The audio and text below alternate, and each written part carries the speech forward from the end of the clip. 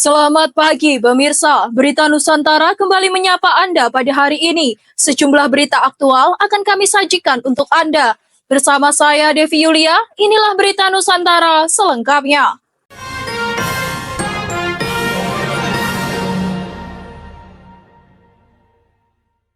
Pemirsa, Menteri Sosial Saifullah Yusuf atau Gus Ipul menghimbau masyarakat yang belum menerima bantuan sosial untuk melapor melalui jalur resmi. Dalam konferensi pers di kantor Kementerian Sosial, Rabu 18 Juni 2025, Gus Ipul menegaskan setiap laporan harus disertai dokumen atau bukti valid. Gus Ipul mengatakan laporan tanpa dokumen pendukung hanya akan menyulitkan proses verifikasi dan menghambat tindak lanjut pemerintah. Ia menyarankan agar warga menggunakan aplikasi cek bansos pada menu usul dan sanggah atau melapor melalui pendamping sosial, dinas sosial daerah, atau BPS setempat. Ada beberapa KPM yang gagal salur. Jadi terdapat 1,3 juta calon penerima yang masih mengalami kendala dalam penyaluran, disebabkan oleh beberapa hal. Dalam pernyataannya, Gus Ipul menyampaikan bila benar-benar belum menerima bansos, warga harus bisa menunjukkan bukti seperti rekening atau dokumen terkait. Jangan cuma asal bicara, tegasnya. Berdasarkan data Kemensos, hingga pertengahan Juni 2025, program Keluarga Harapan telah tersalurkan kepada hampir 8 juta KPM, atau sekitar 80% dari total penerima. Sedangkan bantuan sembako sudah diterima oleh lebih dari 14 juta KPM, atau 78% dari 18,3 juta penerima yang ditargetkan. Gus Ipul menambahkan, Kementerian Sosial terus membuka ruang partisipatif untuk mendorong masyarakat aktif dalam pengawasan dan pemuktahiran data bansos. Hal ini merupakan arahan langsung dari Presiden untuk mewujudkan penyaluran bansos yang transparan, adil, dan tepat sasaran. Kementerian Sosial mengajak seluruh masyarakat untuk lebih aktif dan bertanggung jawab dalam memastikan bantuan sosial tepat sampai kepada yang berhak. Demikian laporan, Java TV melaporkan. Berita selanjutnya, pemirsa, ketegangan di Timur Tengah memuncak setelah Iran mengklaim telah meluncurkan rudal hipersonik ke arah Israel pada Rabu 18 Juni 2025 dini hari tadi.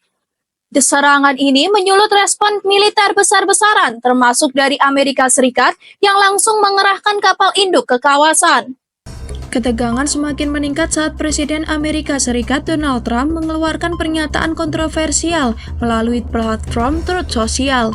Ia menyebut pemimpin tertinggi Iran sebagai target yang mudah, namun menegaskan bahwa AS belum akan melancarkan serangan langsung setidaknya untuk saat ini.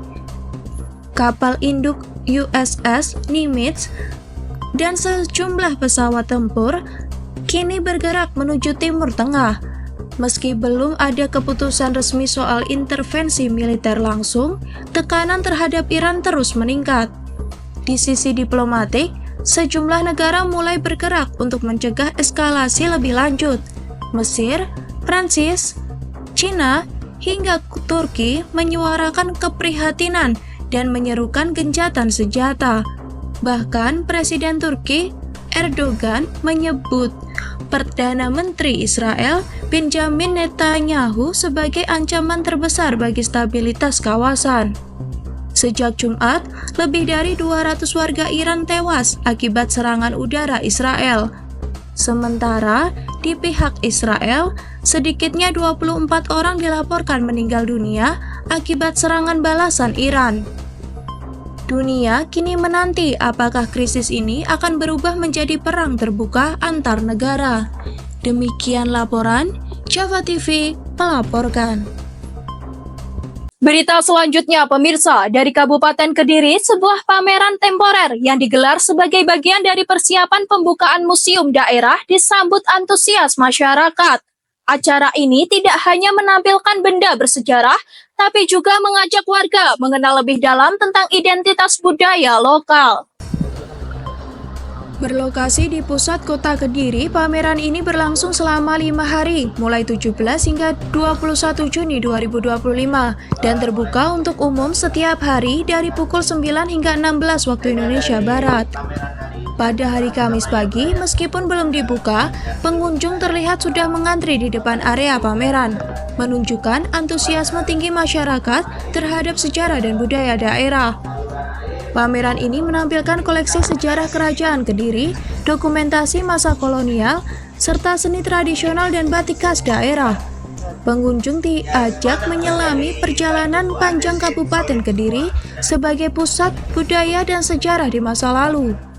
Juan, salah seorang edukator yang bertugas di pameran, berharap untuk masyarakat Kediri agar mengenali kekayaan yang ada di Kabupaten Kediri, entah dari sejarahnya maupun budayanya. Jadi pameran ini dalam rangka uji publik. Jadi kita mencoba memperkenalkan tata pameran museum yang modern. Apakah itu bisa menikmatinya dengan lebih baik atau tidak. Terus kemudian kita juga mengharapkan feedback dari mereka agar nantinya museum yang sudah dibangun itu dia tidak hanya menjadi salah satu landmark dari Kabupaten Kediri, namun bisa menjadi sarana berkumpulnya kebudayaan-kebudayaan tersebut dan juga memberikan edukasi ke generasi berikutnya agar sejarah itu bisa dikenal dan juga kebudayaan itu bisa terus maju di dalamnya. Dengan pameran ini, pemerintah Kabupaten Kediri berharap dapat menumbuhkan kesadaran budaya terutama di kalangan generasi muda, serta menjadi batu loncatan menuju pembukaan museum daerah yang lebih representatif. Demikian laporan, Naufal Java TV melaporkan. Masih di Berita Nusantara, pemirsa, ratusan supir truk dari berbagai daerah di Jawa Timur turun ke jalan menyuarakan penolakan terhadap kebijakan overdimension and overloading atau odol. Mereka juga menuntut akses BPJS Kesehatan gratis sebagai bagian dari perlindungan sosial bagi pekerja logistik. Aksi yang digelar Kamis pagi 19 Juni 2025 di kawasan Puspa Argo, Sidoarjo diikuti lebih dari 700 kendaraan logistik dan pribadi yang konvoi menuju Surabaya. Supir truk dari Mojokerto, Jombang, Pasuruan hingga Sidoarjo menyuarakan protes terhadap regulasi odol yang dinilai tidak adil dalam implementasinya. Angga Firdiansyah, koordinator aksi, menyampaikan bahwa pihaknya menuntut adanya kesetaraan hukum dalam penindakan odol. Banyak perusahaan besar yang jelas merusak jalan karena odol, tapi yang disalahkan tetap sopir-sopir kecil sepertinya. Masa juga menyoroti ketimpangan hukum dalam pasal 277 UU nomor 22 tahun 2009 yang dianggap hanya menyasar perubahan fisik kendaraan tanpa menyentuh pihak pengusaha yang memberi tekanan muatan berlebih.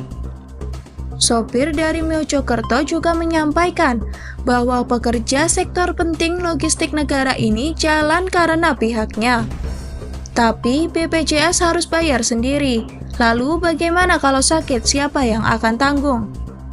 Aksi berjalan damai namun menimbulkan kemacetan di jalur utama Sidoarjo, Surabaya. Pemerintah diharapkan segera membuka ruang dialog dan memutuskan regulasi yang lebih adil bagi para supir truk. Pilar penting dalam rantai logistik nasional. Demikian laporan Java TV melaporkan. Masih di Berita Nusantara, pemirsa, pemerintah Kabupaten Kediri menggelar pameran temporer di Desa Menang, Kecamatan Pagu sebagai bagian dari persiapan pembukaan museum daerah. Pameran ini menjadi ajang penting untuk memperkenalkan kekayaan sejarah dan budaya Kediri kepada masyarakat, khususnya generasi muda.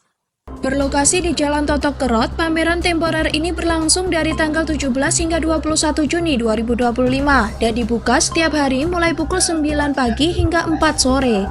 Pengunjung dapat menikmati beragam koleksi sejarah seperti peninggalan kerajaan Kediri, foto era kolonial, seni pertunjukan hingga batik khas Kediri.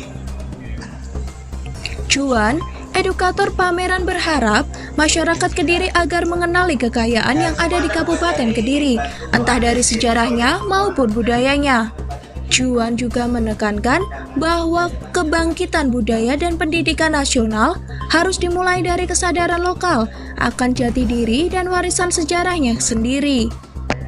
Kemajuan sebuah bangsa tidak mungkin dimulai dari luar, tapi dari dalam bangsa itu sendiri. Salah satu daya tarik yang unik dan bisa bermakna untuk masyarakat. Pameran ini diharapkan menjadi langkah awal yang strategis untuk menumbuhkan rasa cinta masyarakat terhadap sejarah lokal dan memperkuat identitas budaya Kediri di tengah arus globalisasi. Demikian laporan, Naufal Java TV melaporkan. Masih di Berita Nusantara, pemirsa, Presiden Republik Indonesia Prabowo Subianto tengah melakukan kunjungan resmi selama 2 hari di Federasi Rusia. Kunjungan ini bertujuan memperkuat kerjasama strategis antara Indonesia dan Rusia, serta menegaskan posisi Indonesia dalam isu-isu global. Prabowo disambut secara kenegaraan dalam rangkaian kunjungan resmi yang akan berlangsung hingga Jumat 20 Juni 2025. Menurut Menteri Luar Negeri Sugiono, kunjungan ini merupakan bagian dari diplomasi aktif Indonesia dalam membangun hubungan dengan mitra strategis global. Menlu Sugiono mengatakan kunjungan Presiden Prabowo ini merupakan momentum penting untuk mempererat hubungan Indonesia-Rusia dan menunjukkan posisi Indonesia dalam percaturan global.